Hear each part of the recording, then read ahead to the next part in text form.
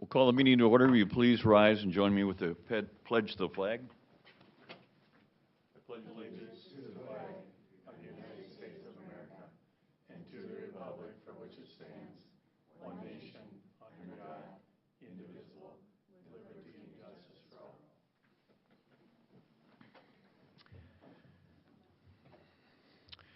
Okay, we'll start the meeting with the open forum. Is there anyone that would like to come forward and address the board at this time?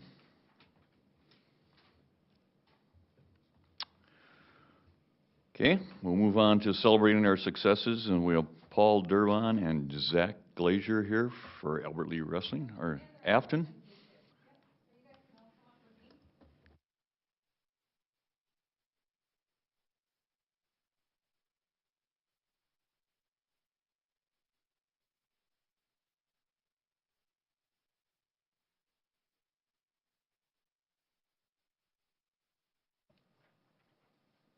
All right, so it is my privilege to be here with our wrestling program.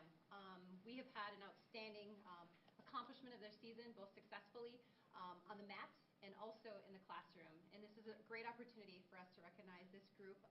We know that Albert Lea has a very strong history of wrestling, and so it's so strong, and I know that the team has accomplished so much that I have to have my notes up here so that we can go through and I don't get everything wrong regarding the season. So we want to, first of all, start off that it's a group effort, and this is our wrestling team. I know that not all of them are here, but those that are able to come, we really have to celebrate the successes of the team as a whole, too. It's so important. This team, they were runner-ups in the Big Nine, lost a very, very close match with Owatonna, and we will continue battle with them, and next year it'll be our turn, right, guys? They were also the Section 1 AAA team champions. We returned to the AAA section this year after some time away, and it has proven to be a great success for these guys. And they also went on to place 5th in the state tournament, which is a huge accomplishment. One of the greater accomplishments, though, is that they were also chosen to be a gold plaque academic team, which means that they had a GPA of 3.5 or higher as a team, which is outstanding. So, awesome team achievements. We also want to recognize some of our individual state qualifiers. So we had Cameron Davis, who was a state qualifier. We had Jake Johnsrud, who placed 4th. We had Gavin Ignashevsky, who's not here, placed 5th. And Brody Nielsen placed 3rd. So again, the accomplishments of an individual in the team sport is really holding true, again, with the strong history that this program has. We also want to recognize Paul Durbin. In his first year as our head coach with our wrestling program, he was selected as the 1 AAA Coach of the Year. So I want to present that to him. And then we also want to make special recognition to Zach Glazier. Zach Glazier is our 2018 170-pound Class 3A state champion. He was also named to the All-State Academic Team, and he was the Class AAA All-Tournament Team selection as well. So we will present that to Zach. But again, we want to make sure that we are recognizing all of our team, our parents, our coaching staff, because we know that the supports, without them, we wouldn't be here, and these kids wouldn't be here. So I want to thank you guys. I want to thank your coaches. I want to thank parents and the wrestling community for all the time and the effort that you've put in. I know that I was at a youth wrestling tournament, and I saw many of you there on the mat helping our young ones. And that's why this program continues to be as successful it is because of you and the efforts that you have with our youth all the way down. So thank you guys, school board. I'm very happy to present our wrestling team and the accomplishments that they had this year.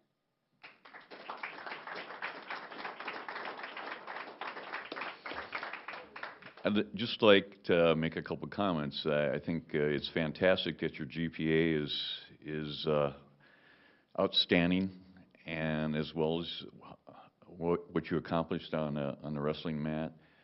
Congratulations to you, Coach, for that award. That's fantastic, and thanks for the tradition, and also thanks for helping the younger kids come along. As it was said already by Afton, that's one of the keys to success in that program. So thank you very much.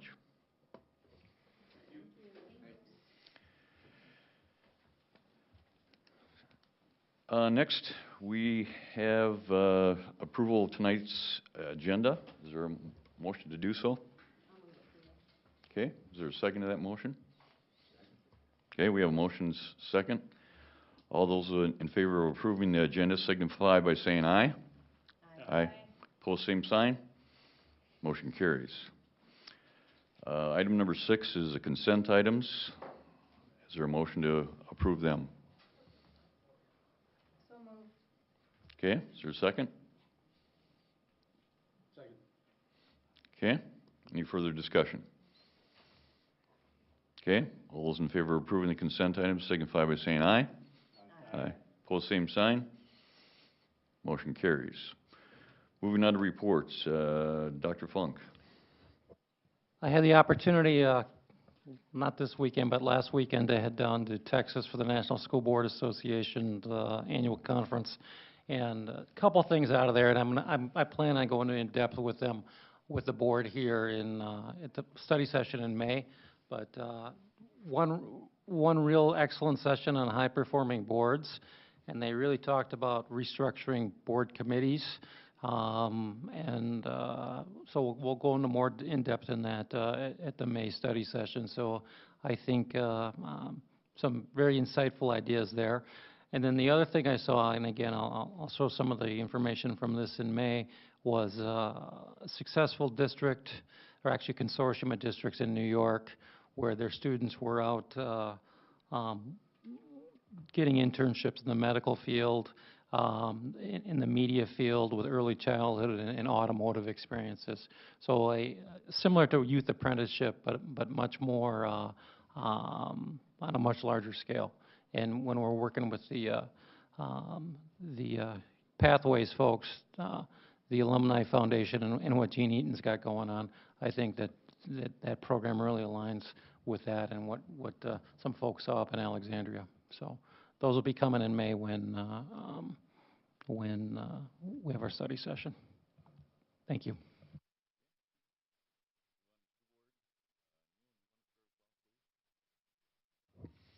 Sure. As Superintendent Funk pointed out, we did have a site visit to Alexandria. Oh, it's getting to be quite a while ago now, I guess. And it was interesting. They are noted for having a program that stresses vocational training in addition to their liberal arts college prep program, which is a big part of everybody's agenda. I was very impressed with their facility, with their staff, with the way they handled the site visit. And they have, as I think probably most of you know, 4 academies there. I won't go into detail, but they're academies they're specific schools that relate to specific areas of vocational training. Probably one of the most interesting things of the trip was that our guides were students, and they were pretty sharp kids and very entertaining. And they were quick to point out that those academies are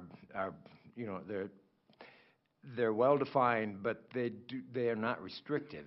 In fact, many of them, and of our guides, a couple of them were officially enrolled in one particular academy, but most of their classes, many of their classes were in areas outside of that academy.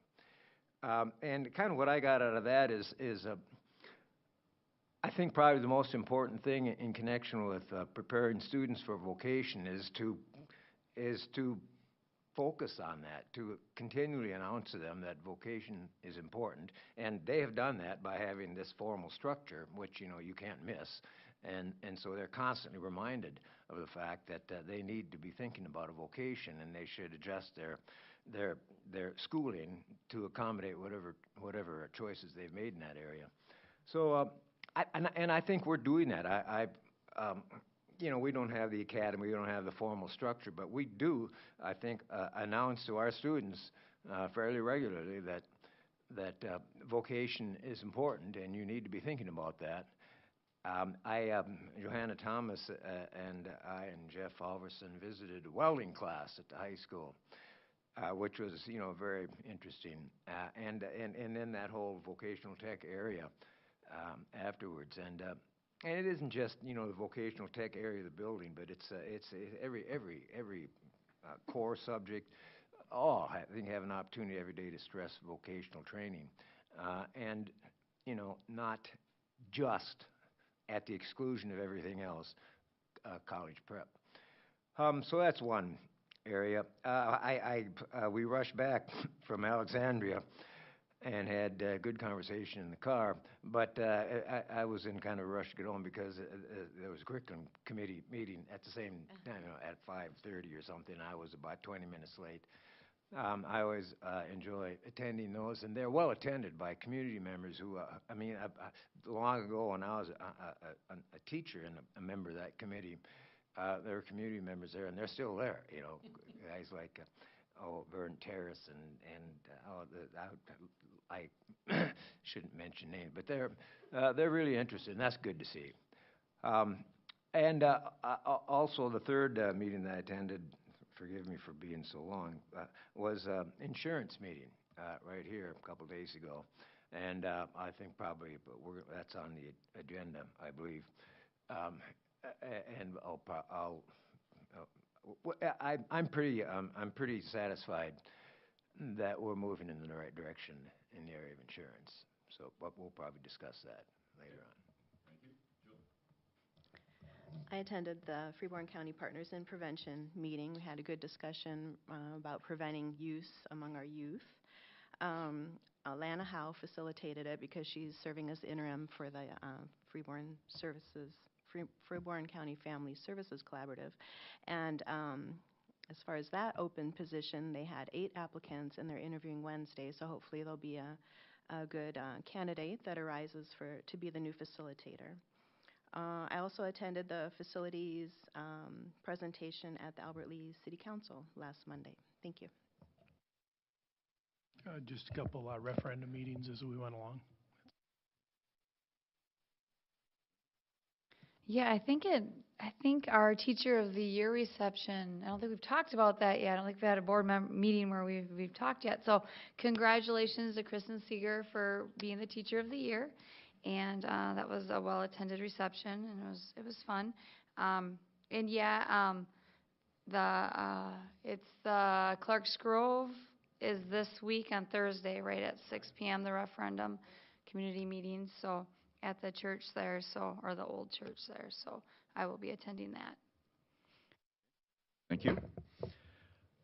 I also attended the Teacher of the Year, and that was Laura was one of our speakers, and had the privilege and honor of presenting the plaque and announcing who the Teacher of the Year was. That was fun. Also been to several referendum meetings, some at senior citizen centers, and it was kind of interesting. I went to Thorncrest, and Jim Gustafson was there, and he was fun to talk to. Of course, he has a lot of memories of that field because he was the first leader of our teams there and won the state championship. And the field is, and I guess not the field, but the complex is named after him. Is that field? Okay. So it was fun to talk to him. And so we'll move on then to students. Gigi? Well, we're working on a lot of testing this week, getting done with the MCAs. And then we also have the ACT in the schools on the 24th now, because the snow day moved it. And AP testing after that, pretty much.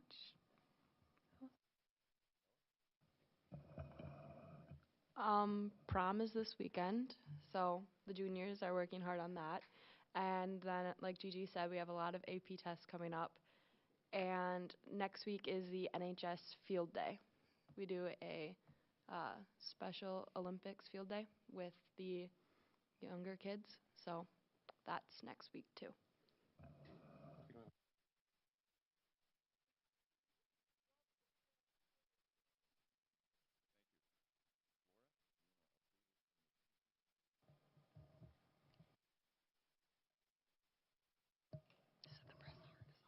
All right.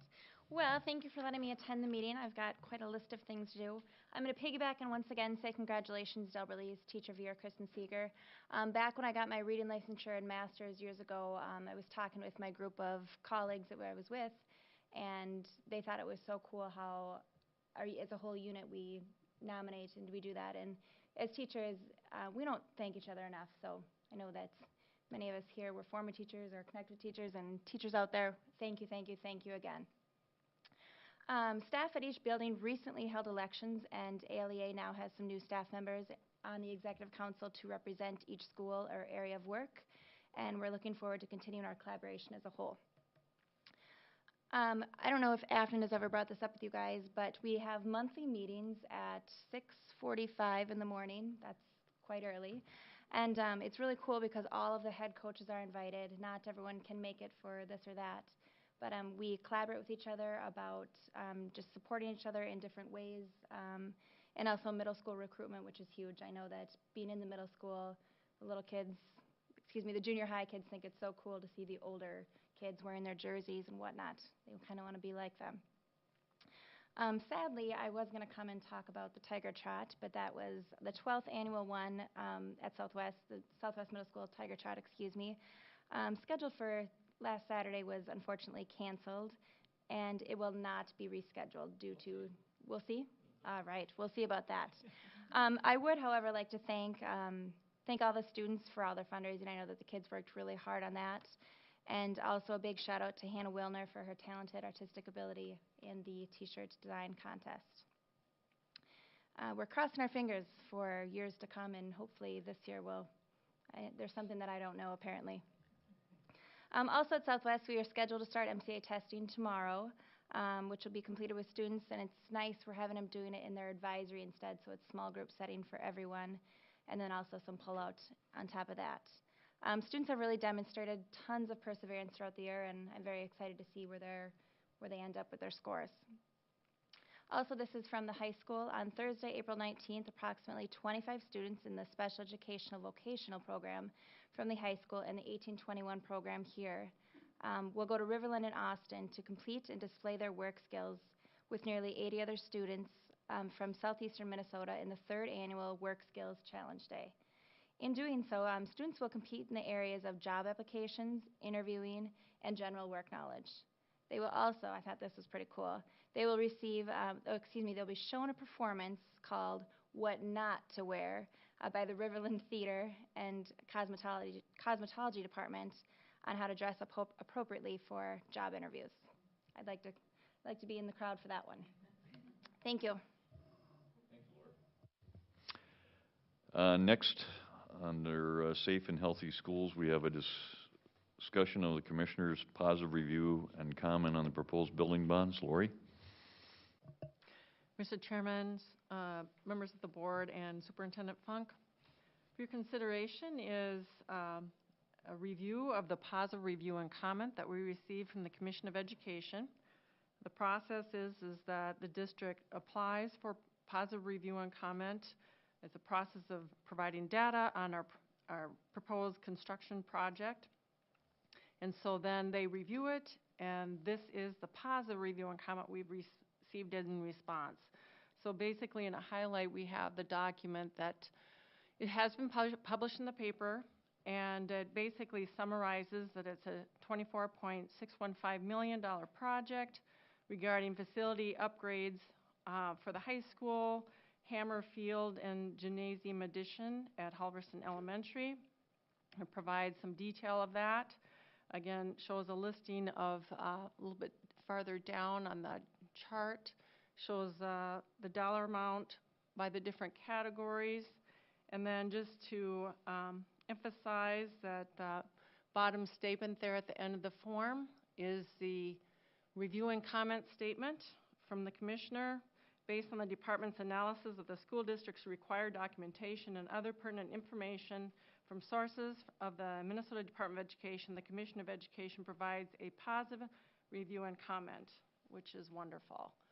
And then also to highlight the other chart that we've been using in the referendum information is the tax impact that with upon passage of the vote, the special election vote, the tax impact effective 2019 would have a 0 increase. Of course, if the vote is it goes down and it's a no vote majority, then the taxes would go down effective 2021. Okay, thank you. Any questions or comments? I had a couple questions back on the review, if we could go back to that one. So I've had a lot of questions in the community, and my understanding is that these numbers don't include the maintenance and upkeep of the facilities and grounds. Is that correct? That is correct. These numbers are what adds up to the amount for the bond. Thank you. And then can you just explain the paragraph that directly follows those, please? As far as the district? Yes. Okay. The paragraph after the numbers listed, the district has supplied cost estimates for operating and staffing costs of the additional building space and athletic facility upgrades and believes existing revenues would be sufficient to fund the operational cost increases. In addition, the school board believes the proposed projects is in the best long-term interest of the school district or of the district.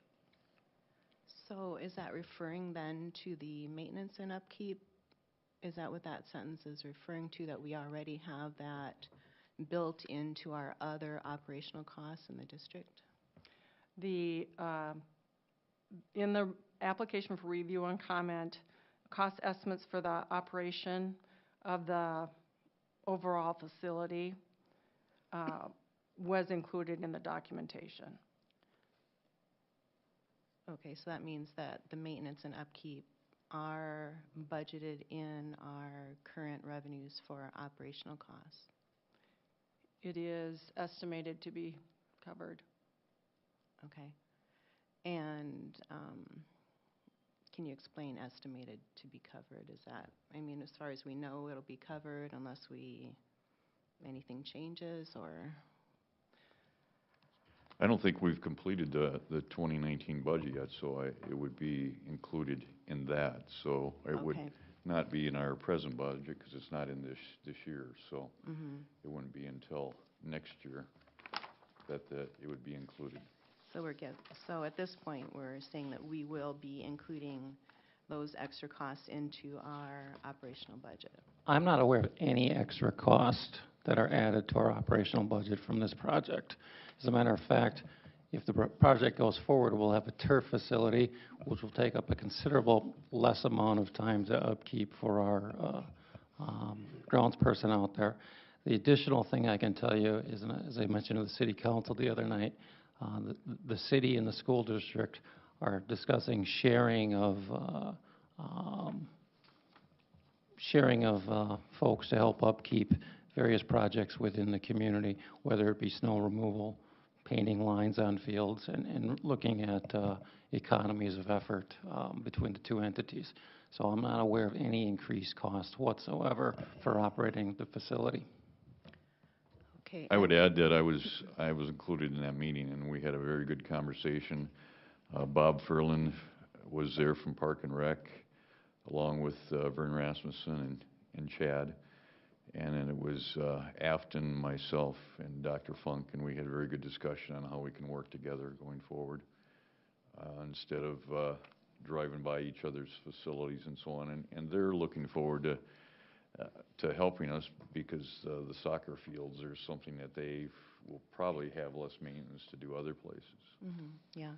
And what I heard in that meeting was that there would be potential for collaboration in that area, and as we know as a government entity, that if we do collaborate or help someone else with what they have going on, then it does take from our resources. So we would either have to minimize what we're doing in another place to take care of that other situation or increase our own revenues. And since they're both government entities, then it's the taxpayer that does foot the bill either way. So those are some of my questions. So it sounds then from this part of the conversation that we're not anticipating putting maintenance fees into our budgets because we're expecting the city to collaborate in that area. Is that correct? I had some discussion with Steve Anderson regarding what his thoughts were, and he thought that we could work with the staff that we have today and complete what's needed to be done. And I think, as was mentioned, artificial turf would be minimal maintenance there versus what we're doing today. And as far as the sidewalks and the walkways and all that, he thinks that we have enough staff to take care of that and the parking lot and all the other pieces of the pie, the stripings of everything.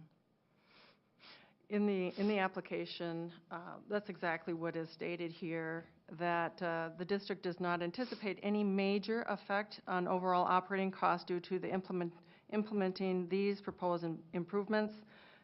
New efficient mechanical systems will balance the potential additional use of the facilities, and all other improvements are maintaining or reorganized square footage or programming already in place. Therefore, no additional staff is proposed. Thank you.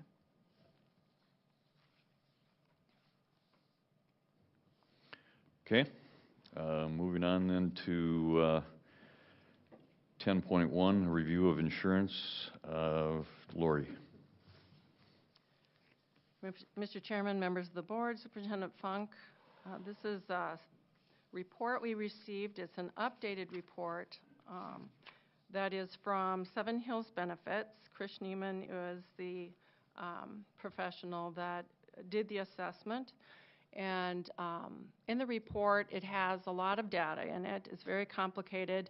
And he does list a lot of pros and cons of both our existing NGPA health insurance plan with Health Partners, as well as comparing that coverage and the costs to the PEEP style pool, which is the Public Employees and Insurance Plan. And so on the chart, it kind of summarizes a lot of the points. NGPA is on the left, and it lists our premium. It lists the district's contribution to the VEBA, and it illustrates that the costs of operating the WellWork Clinic is included in the premium because it's the service is run through claims. And so the $3.8 million is the district cost and premium share and VEBA costs and the WellWork Clinic costs for the NGPA and for the district. PEEP Exhibit A and Exhibit B list two different types of comparisons. The Exhibit A illustrates an HSA style plan, and then Exhibit B is an HRA style plan, or a VEBA is an HRA. So the most logical piece to compare there is our NGPA column with the PEEP Exhibit B. And the nuances that are laid out here is that with Exhibit B, the PEEP example, using the assumption that the district contribution to the VEBA would qualify under the PEEP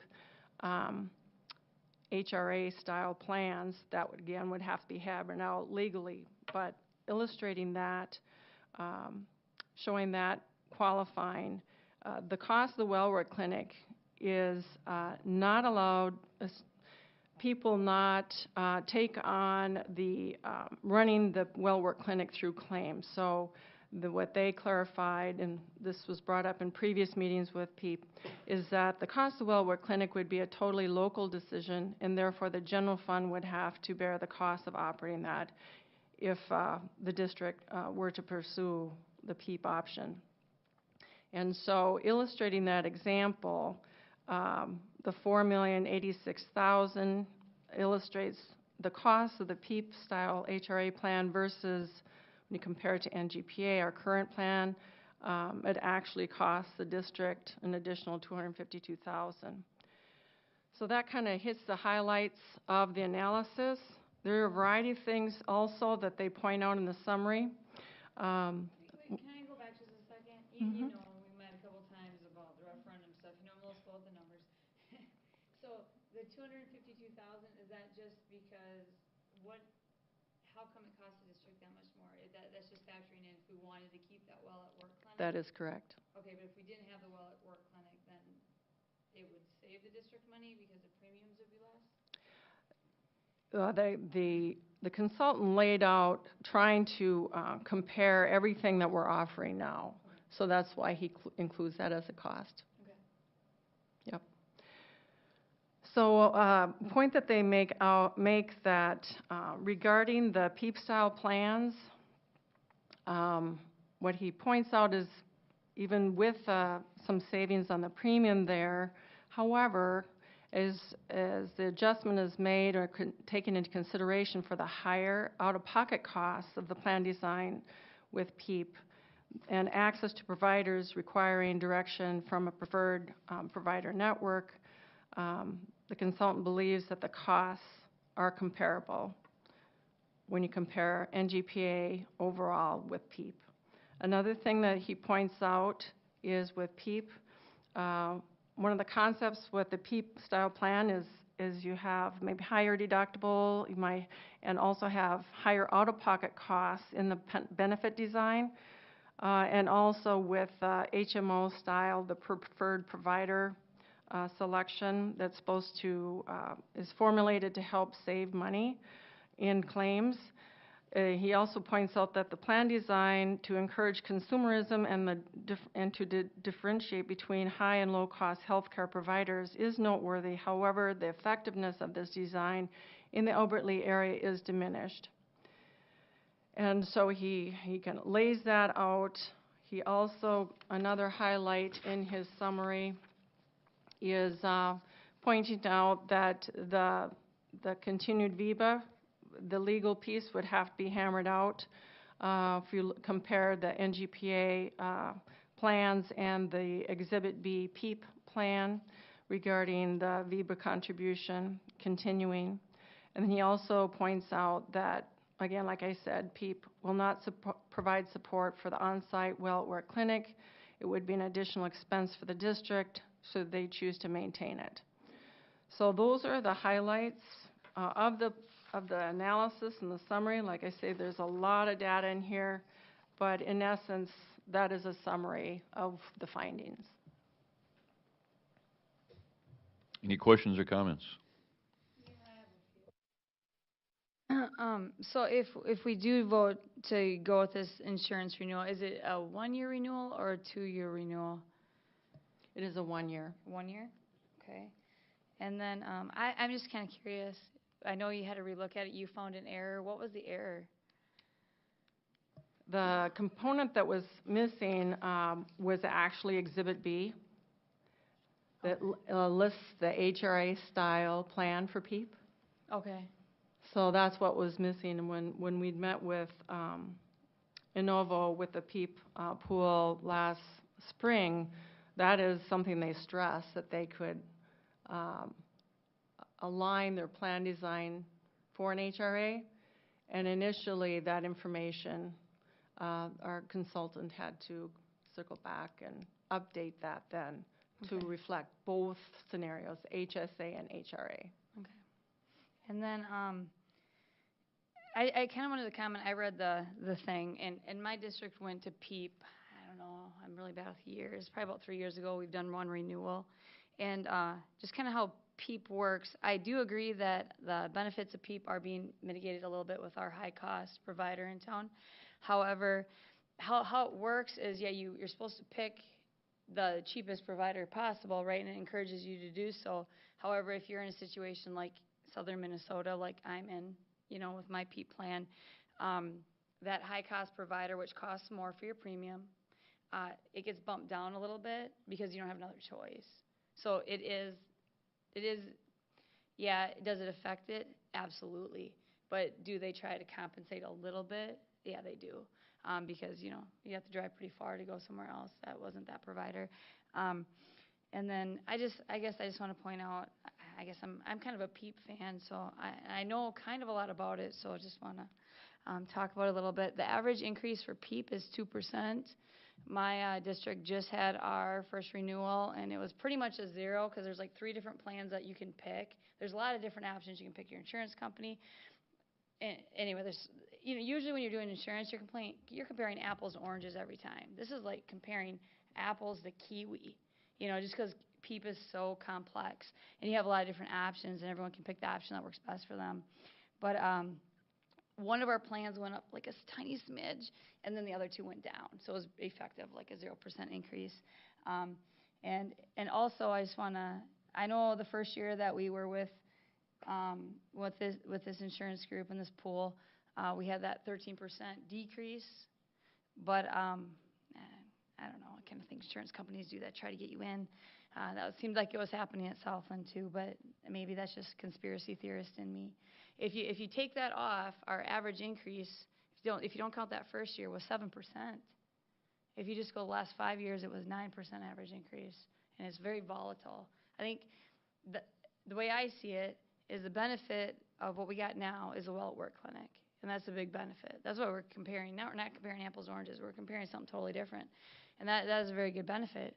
The big benefit to PEEP is that you can kind of count on a low increase, and you can kind of count on that instead of these, you know what I mean, going back and forth to 0 and then a 10%, and which is, you know, affects employees. And I know, and in fact affects the district. I know the district pays the first so much %, which is, you know, helps the employees, but for the retired employees, they're still getting that cost, and the district's getting those big costs when they come. So I guess that's kind of all I had to say. Well, no, one more thing. When we actually did go to PEEP at Southland, it was a year like this year where the ALEA, the teachers union, couldn't unilaterally go. Every other year they can unilaterally go, and that's what I asked Mike last time. But what we did that year, because ours went up a lot that year, so we were all freaking out. And it was, you know, totally different situation than here, though. But we actually, what we did is the union had a vote to see kind of what they wanted to do, and then we polled all the other insurance, you know, everyone else getting insurance or might want to get insurance, everyone else, you know, all the other employees to see what they wanted to do after learning about it, you know, doing the numbers. Didn't hire anyone to do a consultation or anything. But anyway, so I guess just one final question, and then I'll be quiet about the whole PEEP business, I guess. What did we poll? Did we get much input from the employees or the ALEA? And did anyone do a vote or anything? And I know it's not required this time because the board can just approve it. But I'm just kind of wondering where they stand. I mean, is that well-at-work clinic worth these big increases in the volatility? And maybe it could definitely be, you know, or would people prefer these lower increases and some more options with PEEP?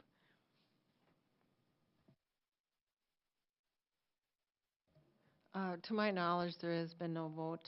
To my knowledge, the teachers have not voted on PEEP. At least they haven't informed me of that. And we do have an insurance committee that meets, that Neil was a part of, and we meet at a minimum on an annual basis. And this report was shared with the insurance committee a week ago, and the renewal was shared at that time with the insurance committee as well. And you're absolutely right, Angie, that PEEP compared to the NJPA plan are two totally different things. And but I think that you're completely comparing apples to oranges as far as the quality of the plan. In addition to that, we have the on-site clinic. So, and I think, I don't know if you have the data or you're going to pop it up, but we have, 2,000 visitors to the on-site clinic this past year, 2,000 individual visits. So, so that is a very significant piece of it, but it's also a very quality plan that we're part of. So, thank you.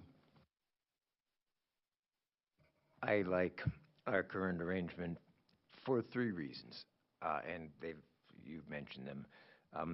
The well-work clinic, I think, is the wave of the future in healthcare, and that's huge. It's huge because it saves both the district and the employee, because when the employee takes advantage of this clinic, they don't pay anything, and what the district pays is less, to like $390,000 or something. So that's one thing. The VEBA thing is huge. I'm thinking that PEEP would be great if you never got sick, you know, because the premiums are lower, but I think your out-of-pocket payments, you can expect to, if you need health care, your out-of-pocket payments are going to be greater. And so that VEBA thing, that's $1,200 that an individual gets, $24 for family, that wipes out the deductible. So you don't pay anything as far as you start paying after you exceed that, and would have co-insurance like every other policy. But that's the second thing that's big. And the third thing is freedom of access. PEEP, as I understand it, requires that the district or the member select a healthcare provider. Well, that's, The individual, like me, I select the healthcare provider for myself and my family. And then if we were both teachers here, or wherever, and then you would select the provider for you and your family. So it's not the employer selecting it. so It's very, very individualized. And you also get to select your insurance company. There were two options for us, because one wasn't in our area. so you can go any place you want for healthcare? No, you have to select it, but, yes, you have to select it. Like, but, and like our provider in our area is more expensive, but then, like I said, they bump you down a little bit because we don't have another choice. But if there were to be another choice in town, which may come, most likely will come to our city, then then what would happen is then the other provider would go up because you have another choice. But if you took this other choice, the other provider, then it would go down. Yeah, well, in the study that was done by the consultant, that the consultant pointed out that PEEP is a less an advantage because of where we live.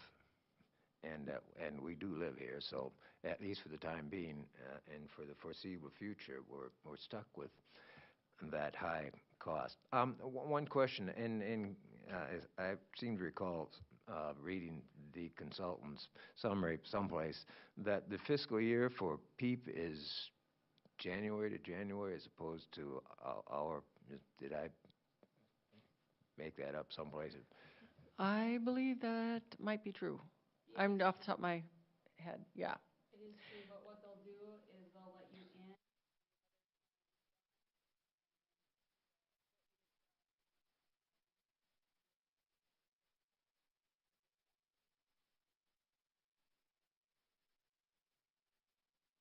in. Is parallels our district fiscal year. PEEP is 6 months off. Right. And just to clarify on that, the preferred provider network is the PEEP style. It's an HMO style, and where you select your provider, and if you want to go to a specialist, you must get a referral. That's kind of the catch, if you will, where our NGPA plan has open access, which means you can go wherever you'd like. You don't have to have a referral in order to get coverage.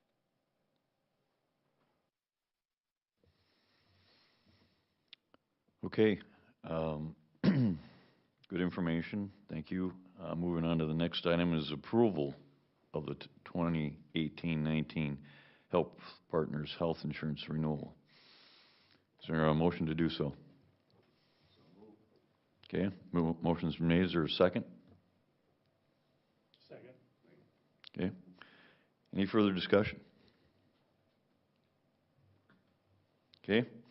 All those in favor of approving the renewal signify by saying aye. Aye. Opposed, same sign. Aye. Motion carries.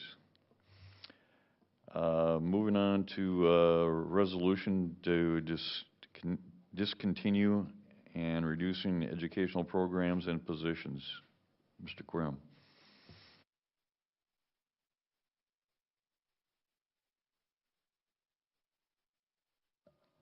There we go.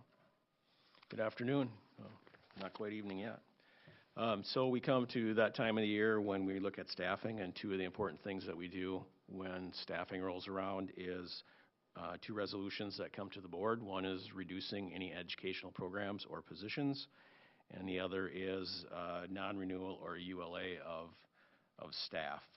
I sent an email out kind of explaining this, but I'll walk through this real quickly. The first resolution is discontinuing and reducing educational programs. The resolution, we are recommending a reduction in 1.0 FTE in secondary media. And as I stated in the email, we are not reducing media services. We're reducing the position. So we'll have one media specialist that covers Southwest in the high school, and that will, all our media specialists are dual licensed. They have a classroom teaching license as well as a media license, and so that will push someone into the classroom. And so then there is a cut there because you're reducing the program. So the first resolution is discontinuing and reducing educational programs 1.0 FTE in secondary media. Okay. Questions, comments, or action?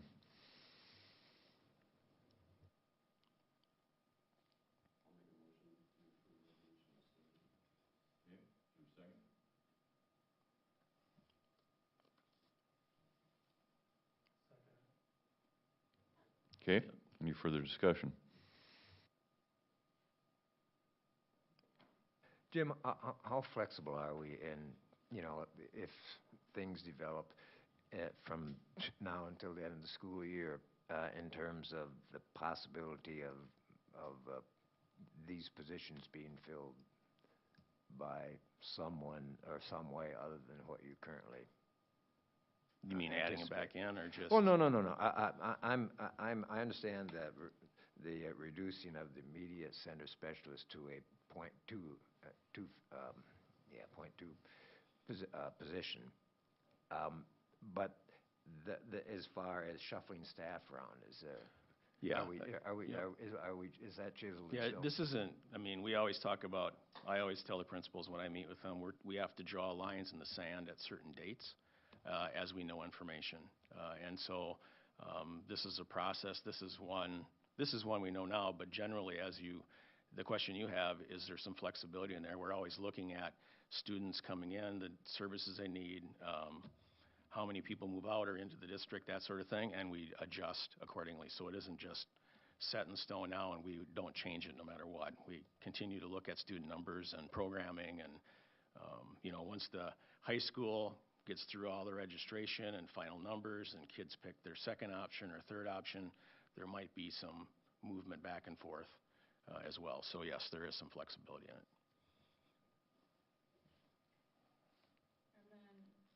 So this position, the person in this position will get bumped more into a teaching role, but then that bumps someone out, right? A probationary teacher, yes. Okay. And then I guess piggybacking on kind of what Neil was saying, I think, like, it's so hard. I don't think that we should use our resources needlessly if we don't need a staff member. I get that. I want us to be fiscally responsible. On the other hand, if we don't know all our numbers and we could use a staff member that was going to get bumped some other way, you know what I mean? I know you guys spend so much time on this, and I know you guys work very diligently, but if there was like something that's going to change, it'd be nice to just wait and see if it changes before we push someone out. You know? And there's also the timing issue that you have to be fair to your employees and people that you let go. And yet we could wait until June 30th because the statute says we have until July 1st, but how fair is that to somebody when we have a pretty known thing that we want to be able to do and be efficient with our dollars? We would rather do that earlier. And if the person is really good, tell them if something comes open, we'll sure let you know and give you a call, and you can apply for it as well. So we don't, our principals are really good if it's someone that's let go, in this case, one person for budgetary reasons of a cut, of being very supportive of that person in either helping them find another job, or if we know later on down the line we might be reevaluating, we'll let them know, please look, we'd love to have you back. So.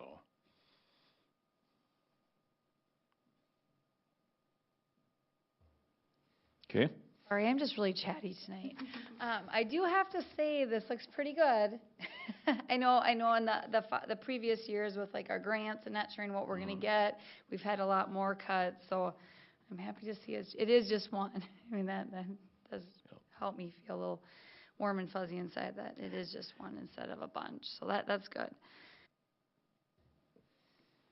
Okay. So the motion's been made to have one less media person. That was the motion. So is this a roll call vote or? Yes. Okay. Neil? Aye. Jill? Aye. Aye. Motion carries 6-0.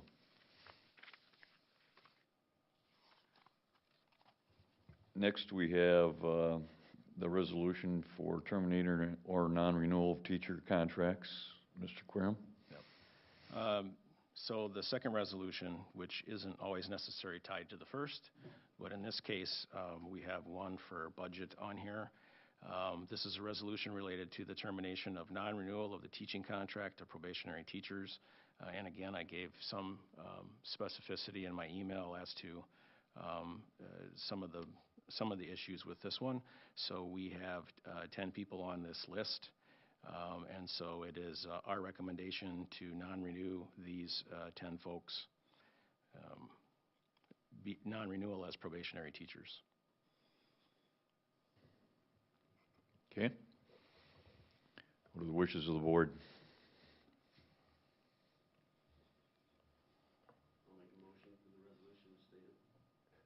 Second. Okay, we had a motion and a second. Any further discussion? Roll